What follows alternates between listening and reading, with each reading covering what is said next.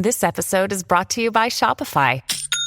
Forget the frustration of picking commerce platforms when you switch your business to Shopify, the global commerce platform that supercharges your selling wherever you sell. With Shopify, you'll harness the same intuitive features, trusted apps, and powerful analytics used by the world's leading brands. Sign up today for your $1 per month trial period at shopify.com/tech, all lowercase. That's shopify.com/tech.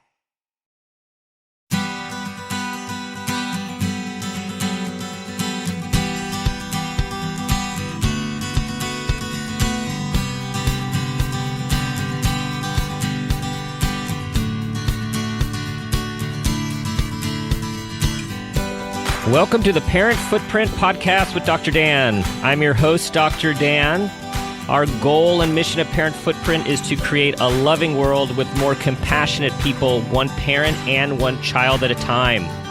We believe at Parent Footprint that the key to raising happy, healthy, engaged, and aware kids is for us parents to do the same, to seek happiness, health, engagement, and awareness in our own lives. And we firmly believe that we can all create our own vision of successful parenting by being aware of what we want for our children and our grandchildren, and by being the person we want our children to become. Today's show is called The Sensory Child Gets Organized, and I'm very pleased to introduce you to Carolyn Dalgliesh, who has spent 11 years and more in sales, customer service, management, executive recruitment with both small businesses and Fortune 500 companies before shifting her focus to raising her two small children. Her professional experience and personal journey as a parent of a sensory child fueled her interest in organizing and led her to recognize how good systems contribute not only to career success, but also to personal well-being for children and families. All of this led her to found her company, Systems for Sensory Kids, which is a leading-edge organizing model that bridges the gap between clinical support and practical support in-home solutions for rigid, anxious, and distracted kids. Carolyn has done a lot of publishing with articles, speaks regularly at conferences, and has a great book called The Sensory Child Gets Organized, which we're going to talk a lot about today, which teaches parents and educators how to tap into systems, routines, and visual aids to organize and empower their rigid, anxious, and distracted kids. Carolyn, welcome to the show. Dr. Dan, great to be here. Thanks for having me. So tell us how this all came to be as you bridge your professional life to one with a personal mission to help so many children and families. Well, for me, it really started at home as I was raising my own child, who at an early age, around the age of 2, we started to see was having some developmental delays and some challenges. And as we started down that road as parents of evaluations and trying to figure out what was going on, we came to discover that because our child had, high functioning needs and for the most part did very well, that there was a real gap in the support that we could get in our home. And so we found as parents that we really needed to learn a whole new language and learn ways to support him so our life at home could be, calm and really pleasant as much as it could be. He was a highly sensitive kid, and we really needed some tangible ways to make life at home more peaceful. And as I kind of went on that journey, I saw that many other families didn't know how to do this.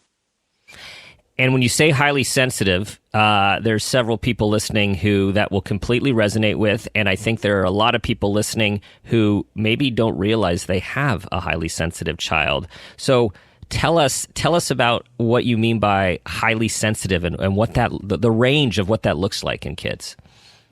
Sure. I think highly sensitive is such a great term because when kids are really young, we're often not going down a diagnostic path yet. It can, as kids get older, look like anxiety disorder, ADHD, ADD, high functioning autism, Asperger's.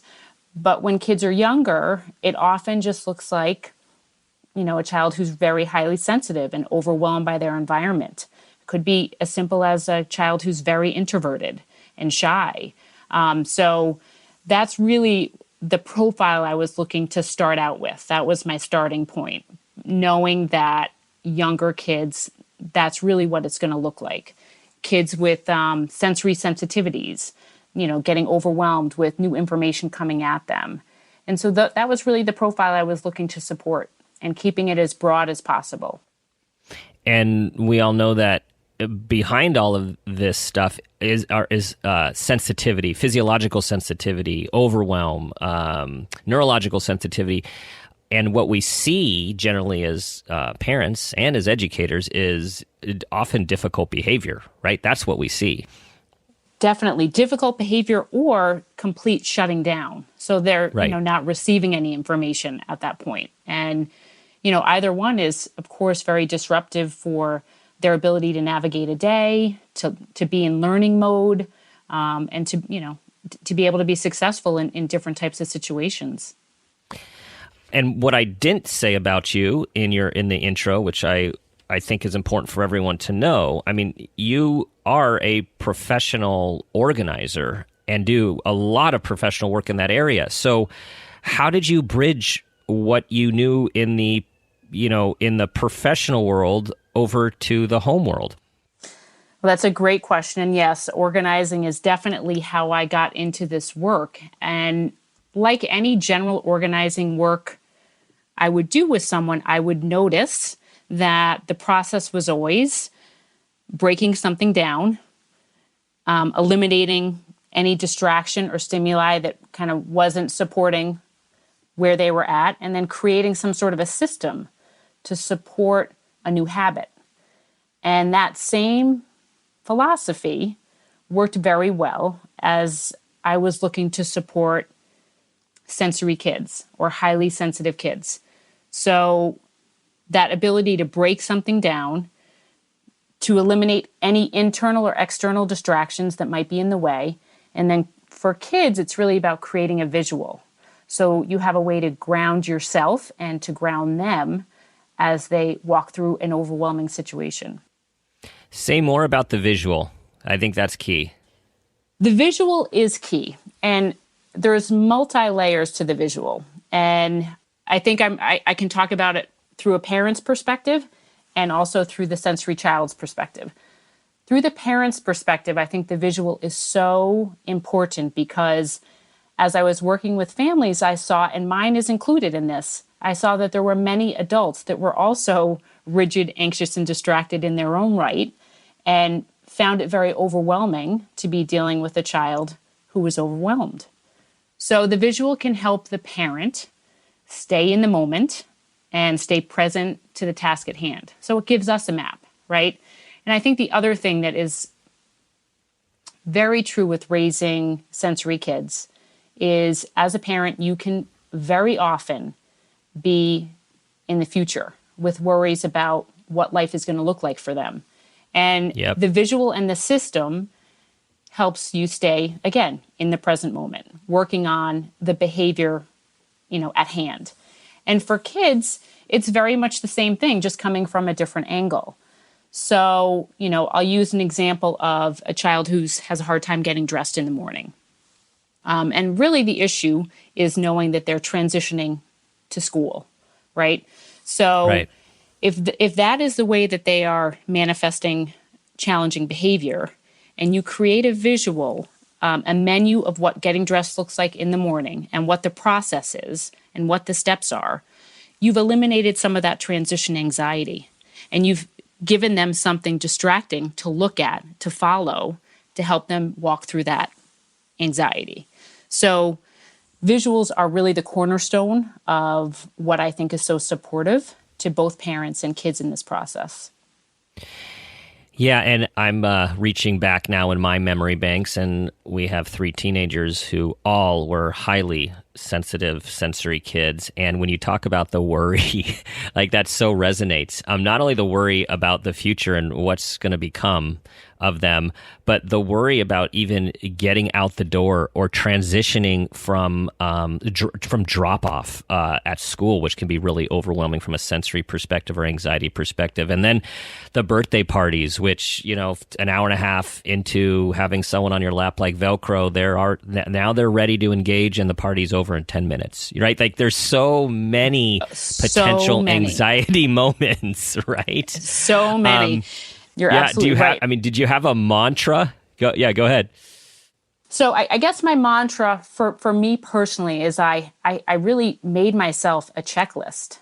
And it was how I trained my brain to start to get in touch with where my son was here and now. And I would sit down periodically and fill this out. And it was what times of day are hard for him? What situations currently overwhelm him? When is he the most calm and connected? When do I see him the most relaxed? When do I see him really, really overwhelmed? And then I would work off that list and pick 2 or 3 things to support. And I found that's all I needed and all I could manage, truthfully, at the time is really a couple of times a day and try to think of a system that could help that transition or help that task. And it was amazing how much better that made our life at home. I want to highlight one thing you just said here, train your brain. You trained your brain. And in that training, what I think is really helpful information for everyone is to really be the expert on your child, right? When you're asking all of those questions about when is he most calm, when is he most upset, right? When are the hard moments, when are the good moments? There often are patterns, not always, but there often are patterns. And I'm thinking about one of the people's work who I followed for a long time, Ross Green, Explosive Child Collaborative Problem Solving. Something that he taught me years ago was we are all experts on our kids. We all, and if we can just look at the patterns, we don't have to be surprised or shocked by them. And I think a lot of times it's almost the acceptance of it, right? Absolutely. And I'm so glad you brought him up because that is my all-time favorite book. And that was a pivotal book for my parenting experience because, as Dr. Green says, kids will do well if they can. Right. And it helped me really understand that my child wasn't doing well because he couldn't. He wasn't understanding how things were unfolding. And when I really understood that and knew that if I could support that, his behavior would change and he would be happier and calmer, it was a game changer. Totally. And, right. Kids don't want to be in trouble. Kids don't want to melt down. Like kids have the same driving force we do to enjoy life. And, so yeah, that's something really important for us to remember when our kids are struggling, even when it is directed at us, which it often is, hopefully the loving people that they can do and say those things to when they're feeling so overwhelmed. They're really struggling. Absolutely.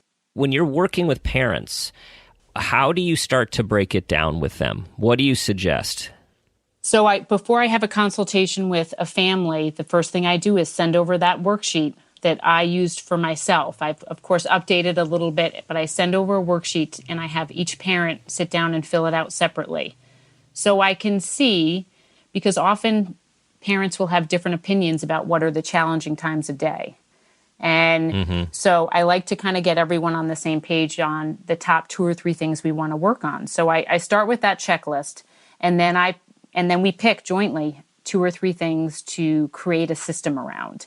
And it can be around, homework. It can be around getting out in the morning. It can be around going to bed at night. It can be around, getting stuff organized in the bathroom. One image that probably the image and post I did that probably got the most viral hits was a bathroom caddy. And it had 3 cups in it. And the caddy was labeled with 1, brush hair, 2, wash face, 3, brush teeth. And it's literally that simple. And the beautiful thing about the caddy is people loved it because it was often a challenging task. If a child was having a difficult time, you could take the caddy and say to the child, do you want to get ready in this bathroom or this bathroom. And that power of choice, sometimes in those Right. really heated, overwhelmed moments, is enough to make the child feel like they have some sense of control and can get them started. But that one image was really, I think, is such a good snapshot of what sensory organizing is and what it can do when you really identify 2 or 3 things and create a very small system and a visual support around it. I love that because I'm always reminded of, living in complex times with complex kids. We always think the answer needs to be complex or the solution or the intervention. And so much of the time in life, it's simplicity which brings calm and success. Absolutely. And really what you're all doing, parents and child alike, in that moment is by shifting your attention from the emotion to the visual, you are really readjusting your mindset in that moment. So as much as we want to believe it's about this fantastic visual, which I'm sure there's some support in that, it's really in the moment of the mindset shift. That's where the power comes in and the empowerment for the child. Yes, I think that is also so key. Having spent a lot of years working with these kinds of kids, is I think we all underestimate how impactful it can be to give a child the power of choice, as you said, and also the sense of control. Because when you're overwhelmed and you're anxious or you're shutting down, like this is brain-based parenting, right? This is the fight or flight. It's just kicking in. Part of our brain is kicking in. And a way to reduce that is give someone a sense of control in their life so they can take a positive step instead of just a meltdown, shut down, or act out. Absolutely.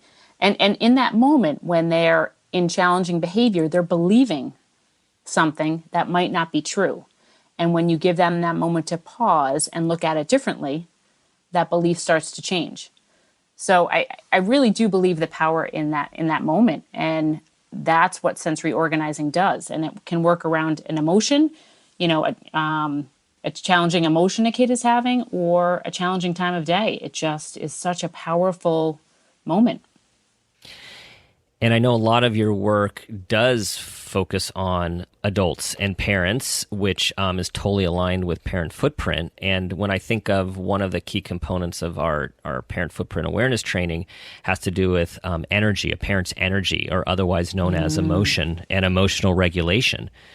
And it's like in these moments, and again, I've been there plenty of times as a parent, I actually think we're the ones who are we can't control everything, but largely responsible for, as Ross Greene has put it, the kid going over the waterfall and totally melting down, or a sense of distraction or calm just based on not only even our physical response, emotional response, but just the energy that we're bringing to this stressful situation.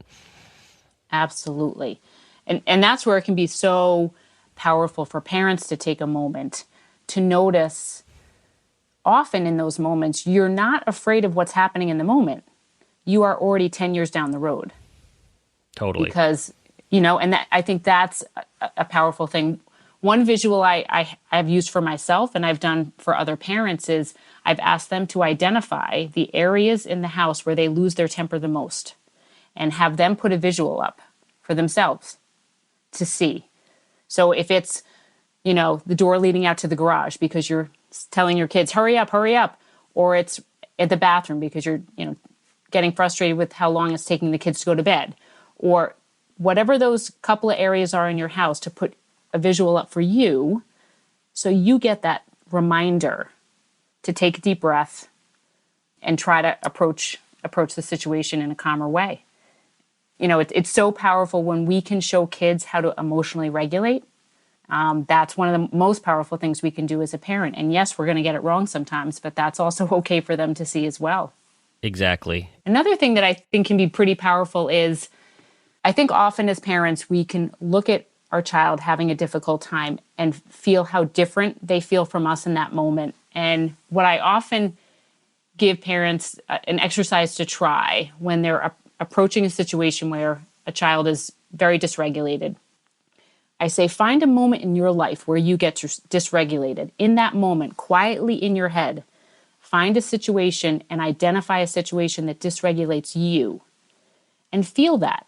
Because in that moment, you're no different than your child. You're both the same. And that's a very powerful thing because it really equals the playing field and it allows us to approach that situation with a lot more compassion. Gosh, compassion is key, right? That compassion really for, yeah. And I'm thinking, when we start with our kiddos, and some have colic and some have sensory early on, but when they're really young, up to the point that we are completely sleep deprived and need a little break, well, there's a ton of compassion we have for our dysregulated infants, and at some point, it just seems that compassion can take a back seat to the difficult behavior, which is why I think it's just so important what you just pointed out. Absolutely. And I think our mind, we have all these preconceived ideas of what parenting is supposed to look like. And we can't help but go there automatically, right? It's just an autopilot thing. And every time your 8-year-old is emotionally dysregulated, your mind is telling you, that's not how I was, or this is not how it's supposed to be. This behavior is wrong. And that's what we're trying to work through. We're trying to get to a place of not seeing it that way. Yeah. That managing our thoughts is such a big part of just coping, right? Understanding our thoughts, questioning our thoughts as metacognition. Like, is it true? Is this just a fear or a worry? Absolutely. Okay, I got to bring myself back to the moment. Yeah. Absolutely. Yeah. Absolutely. So what about the I don't want to say naysayers, but I just said that because that's what came to my mind. More about the people I know, but that might work for them, but not us. Or my house, we don't have money to support this. Our house doesn't have room for this. Like, I'm sure you get all sorts of skepticism, I would say.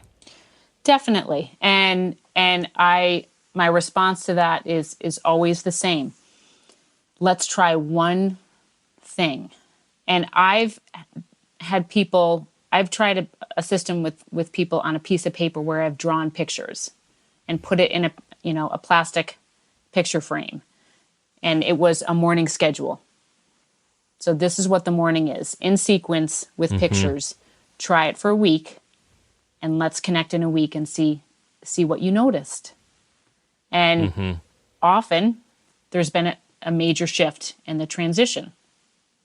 And sometimes the visual's not correct. Sometimes the child says, oh, that's not the right order. I like to do it this way. And then you have the child draw the pictures. Great. Now they're even more invested. But it really does not take much. And I mean, when my son was younger, and was in a situation where I had to do something on the fly. I've done visuals on restaurant napkins, and it really it's not the stuff. I mean, I try to say that a lot. It's not the stuff that you need to go buy. A lot of what you can do, you already have in your house. It's just a more mindful approach to how you're using it and how you're introducing it, and that really is pretty powerful. You just hit something else that totally resonates with parent footprint mindset, which is the one thing approach. And we find that when you can just choose one thing about anything you're working on in your life, whether it's about yourself, your parenting, and this totally hits. So if there was one thing that you would recommend to our listeners to just take a step, what is one thing they could do to help their sensory child get organized? I would really sit down and get a little quiet and notice the first thing that comes to your mind in terms of what is an overwhelming time of day. One thing. And try to think of a visual you could make to support it. Think of the sequence of how it unfolds. Is it the right sequence? Can we try a different sequence? How can I empower my child to be a part of the schedule, the system? And then just try it and see what happens. It really can be such a mind shift in terms of the collaboration with the child. I think that's the other thing that was such an important shift for me, is all of a sudden I was including my child in how he wanted, how he saw things, how he responded to things coming at him. And all of a sudden I was thinking it in terms of his perception and not just my own. And that really did change everything. And it just started with one task. And it just became such a teaching moment for me. Oh, that's really important. That is so important. And I'm chuckling because I have to just share this quick story of that totally relates to this. When our oldest she was probably, I'm guessing she was about 7 or 8 years old, and a sensitively sensitive sensory person, and the room battles were large. Actually, they haven't changed all that much, but except Right. stuff everywhere, Right. and we would go in and help clean, and then sometimes you wonder who is this for? Is it more for us or for her? And we'd clean and clean, and then my wife and I had this great idea that we'd put the dresser in the closet because there was room, and then put the stuff there so there'd be more room in her room for her to move around, because we knew that with more space that was more not overwhelming, that was good for her. And it didn't work. And I finally decided, why don't I bring home something I do in my office every day? And I said, sweetie, I'm just wondering, that we keep battling about your room being disorganized and messy. Do you have any ideas? And the reason I'm also laughing is because I know you've done a lot of work at the Container Store, and the Container Store is involved in this. And she said, yes, I don't know why you guys put all my clothes away in a dresser behind my closet door where I can't see it. I need to be able to see my stuff. Can't you just go and get one of those wire cheap dressers where I can see what's in the drawer? Oh, yeah. Right? Wisdom. That saved wisdom. us.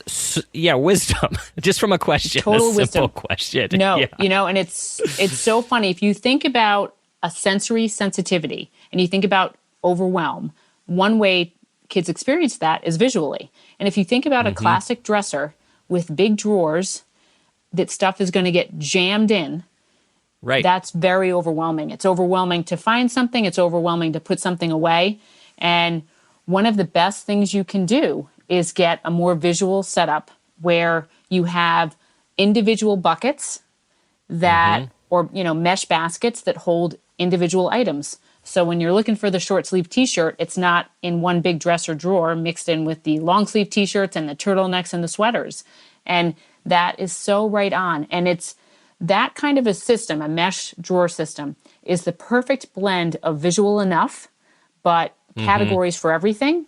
So it allows them to still be messy-ish, right, but still has things contained enough that it works for everyone. Because exactly. I'm also a fan. Yeah, I'm also a fan of organized enough. And that's what works for a lot of sensory kids. Just enough so it looks visually, pleasing, but they don't have to hyper maintain it because they won't. Exactly. I love it. Okay. So that story is going to lead us to your story, Carolyn. So this is the parent footprint moment question, where you enlighten all of us about a time where you became aware of yourself as an individual and or a parent, and that new awareness had a positive impact on your child. I love this question, and I'm actually going to go back to the moment that I started to understand how I needed to parent my child. And so it goes way back to when my son was 2 and daughter was 3 months old, and we were transitioning his room. We needed the crib for her and needed to get his room set up for, big boy bed stuff. And in that moment, I really didn't understand that I did everything incorrectly through the eyes of a sensory child. I totally changed his entire room in one day without involving him at all. And that night, trying to get him to bed was a nightmare.